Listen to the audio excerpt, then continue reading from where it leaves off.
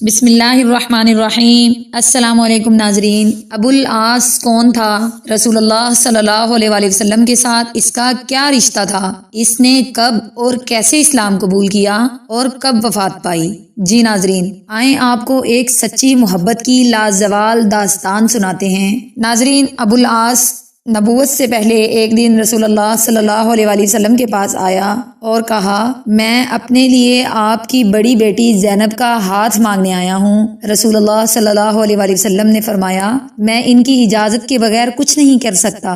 گھر جا کر رسول اللہ صلی اللہ علیہ وآلہ وسلم نے زینب سے کہا، تیری خالہ کے بیٹے نے تیرا نام لیا ہے، کیا تم اس پر راضی ہو؟ زینب کا چہرہ سرخ ہوا اور مسکرا دیں۔ رسول اللہ صلی اللہ علیہ وآلہ وسلم اٹھ کر باہر تشریف لے گئے اور ابو العاص کا رشتہ زینب کے لیے قبول کیا۔ ناظرین، یہاں سے محبت کی ایک داستان شروع ہوتی ہے جس میں مصیبتیں ہی مصیبتیں ہیں۔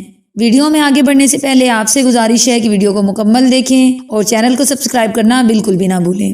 بڑھتے ہیں اپنی ویڈیو کی جانب۔ ناظرین، ابو العاص سے زینب کا بیٹا علی اور بیٹی امامہ پیدا ہوئے۔ پھر آزمائش شروع ہو جاتی ہے، کیونکہ ان کی شادی کے بعد نبی کریم صلی اللہ علیہ وآلہ وسلم پر وحی نازل ہوئی۔ آپ نے اعلان فرمایا کہ وہ اللہ کے رسول ہیں۔ ابو العاص کہیں سفر میں تھا، جب وہ واپس آیا تو بیوی اسلام قبول کر چکی تھی۔ جب گھر میں داخل ہوا تو بیوی نے کہا، میرے پاس تمہارے لیے ایک عظیم خبر ہے۔ یہ سن کر وہ اٹھ کر باہر نکل گئے اور کہا کہ تم دوسرے عقیدے کی ہو چکی ہو، دور رہو اب مجھ سے۔ زینب خوف زدہ ہو کر ان کے پیچھے پیچھے باہر نکلتی ہے اور کہتی ہیں، میرے ابو نبی بنائے گئے ہیں اور میں اسلام قبول کر چکی ہوں۔ ابو العاص، تم نے مجھے پہلے کیوں نہیں بتایا؟ اب دونوں کے درمیان ایک بڑا مسئلہ پیدا ہوتا ہے جو کہ عقیدے کا مسئلہ تھا۔ زینب کہتی ہیں، میں اپنے ابو کو جھٹلا نہیں سکتی اور نہ ہی میرے ابو کبھی جھوٹے تھے، وہ تو صادق اور امین ہیں۔ میں اکیلی نہیں، میری ماں اور بہنیں بھی اسلام قبول کر چکی ہیں، میرے چچا زاد بھائی علی بن ابی طالب بھی اسلام قبول کر چکے ہیں، تمہارے چچا زاد بھائی عثمان بن عفان بھی مسلمان ہو چکے ہیں، تمہارے دوست ابو بکر بھی اسلام قبول کر چکے ہیں۔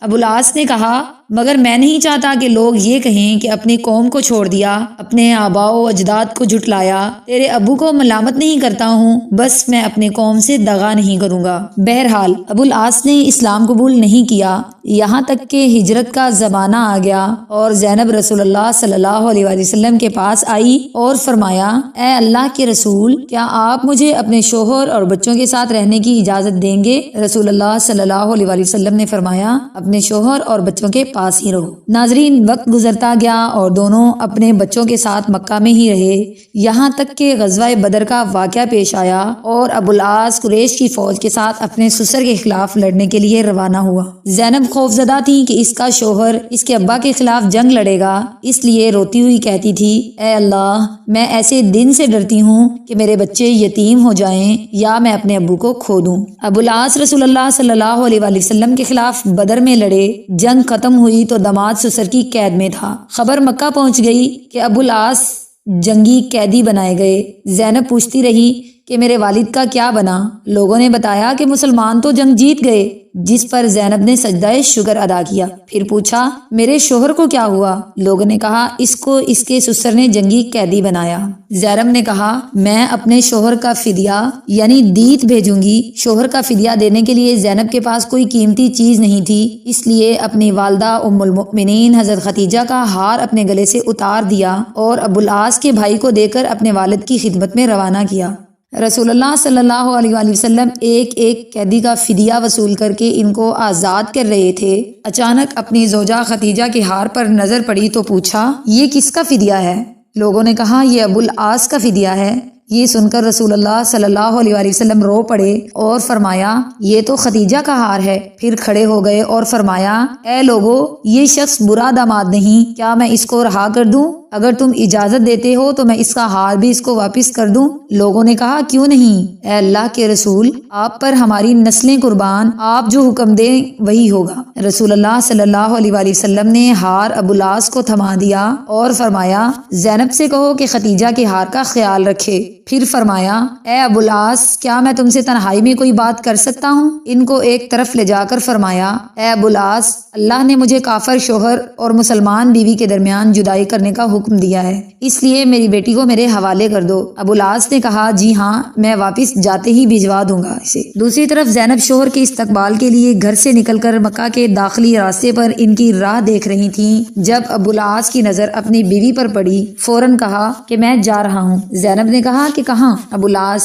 میں نہیں، تم اپنے باپ کے گھر جا رہی ہو۔ زینب کیوں؟ ابو العاص میری اور تمہاری جدائی کے لیے جاؤ اپنے باپ کے پاس، کیونکہ انہوں نے فیصلہ بتایا ہے کہ کافر شوہر کے پاس مسلمان بیوی نہیں رہ سکتی۔ زینب فرماتی ہیں کیا تم میرے ساتھ جاؤ گے اور اسلام قبول کرو گے؟ ابو العاص نہیں۔ زینب اپنے بیٹے اور بیٹی کو لے کر مدینہ منورہ چلی گئی، جہاں 6 سال کے دوران کئی رشتے آئے مگر زینب نے قبول نہ کیے اور اسی امید سے انتظار کرنے لگی کہ شاید شوہر اسلام قبول کر کے آئے گا۔ ادھر 6 سال بعد ابو العاص ایک قافلے کے ساتھ مکہ سے شام کے سفر پر روانہ ہوا۔ سفر کے دوران راستے میں صحابہ کی ایک جماعت نے ان کو گرفتار کیا اور ساتھ مدینہ لے گئے۔ مدینہ جاتے ہوئے زینب اور ان کے گھر کے بارے میں پوچھا۔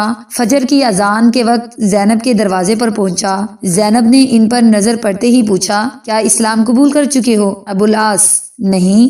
زینب فرماتی ہیں ڈرنے کی ضرورت نہیں، تم مدینے کے والی کی پناہ میں ہو۔ خالہ زاد کو خوش آمدید، علی اور امامہ کے باپ کو خوش آمدید۔ رسول اللہ صلی اللہ علیہ وآلہ وسلم نے فجر کی نماز پڑھائی تو مسجد کے آخری حصے سے آواز آئی کہ میں ابو العاص کو پناہ دیتی ہوں۔ نبی کریم صلی اللہ علیہ وآلہ وسلم نے فرمایا کیا تم لوگوں نے سن لیا جو میں نے سنا ہے؟ سب نے کہا جی ہاں اے اللہ کے رسول۔ زینب نے کہا اے اللہ کے رسول ابو العاص میرا خالہ زاد ہے اور میرے بچوں کا باپ ہے، میں ان کو پناہ دیتی ہوں۔ رسول اللہ صلی اللہ علیہ وآلہ وسلم نے قبول کر لیا اور فرمایا اے لوگو یہ برا داماد نہیں، اس شخص نے مجھ سے جو بات کی سچ بولا اور جو وعدہ کیا وہ نبھایا۔ اگر تم چاہتے ہو کہ اس کو اس کا مال واپس کر کے اس کو چھوڑ دیا جائے اور یہ اپنے شہر چلا جائے تو یہ مجھے پسند ہے، اگر نہیں چاہتے ہو تو یہ تمہارا حق ہے اور تمہاری مرضی ہے، میں تمہیں ملامت نہیں کروں گا۔ لوگوں نے کہا ہم اس کا مال واپس کر کے اس کو جانے دینا چاہتے ہیں۔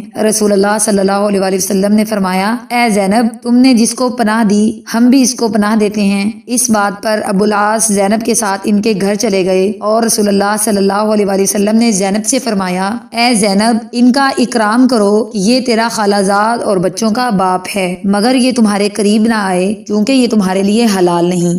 گھر جا کر حضرت زینب نے ابو العاص سے کہا اے ابو العاص جدائی نے تجھے تھکا دیا ہے، وقت سے پہلے بوڑھا کر دیا ہے، کیا اسلام قبول کر کے ہمارے ساتھ رہو گے؟ ابو العاص نے کہا نہیں۔ چنانچہ وہ اپنا مال لے کر مکہ روانہ ہو گیا۔ جب مکہ پہنچا تو کہا اے لوگو یہ لو اپنے اپنے مال، کیا کسی کا کوئی مال میرے ذمہ ہے؟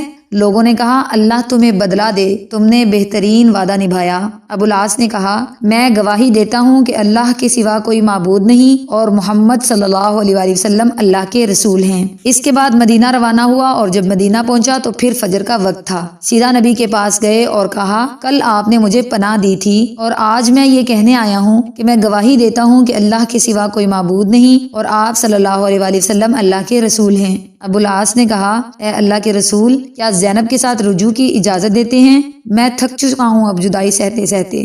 نبی کریم صلی اللہ علیہ وآلہ وسلم نے ابو العاص کا ہاتھ پکڑ کر فرمایا آؤ میرے ساتھ۔ زینب کے دروازے پر لے جا کر دروازہ کھٹکھٹایا اور زینب سے فرمایا یہ تمہارا خالہ زاد واپس آیا ہے، اسلام قبول کر چکا ہے، تم سے رجوع کی اجازت مانگ رہا ہے، کیا تمہیں قبول ہے؟ زینب کا چہرہ سرخ ہوا اور مسکرائیں۔ عجیب بات یہ ہے کہ اس واقعے کے صرف 1 سال بعد زینب کا انتقال ہوا، جس پر ابو العاص زاروں کی طار بچوں کی طرح رونے لگے، حتیٰ کہ بعد میں بھی لوگوں کے سامنے رو پڑتے اور رسول اللہ صلی اللہ علیہ وآلہ وسلم ان کے سر پر ہاتھ پھیر کر تسلی دیتے۔ جواب میں ابو العاص کہتے اے اللہ کے رسول اللہ کی قسم زینب کے بغیر دنیا میں زندہ نہیں رہ سکتا، اور 1 سال کے بعد ہی ابو العاص بھی انتقال کر گئے۔ جی ناظرین جیسا کہ آپ جانتے ہیں کہ ہدایت انہی لوگوں کو ملتی ہے جو ہدایت کے طلبگار ہوتے ہیں، اور بے شک اللہ پاک ہدایت کے لیے اپنے پیارے بندوں کو چن لیتا ہے۔ رب کریم سے دعا ہے کہ وہ آپ کو اور ہم سب کو ہدایت کے لیے اور اپنے دین کے لیے چن لے،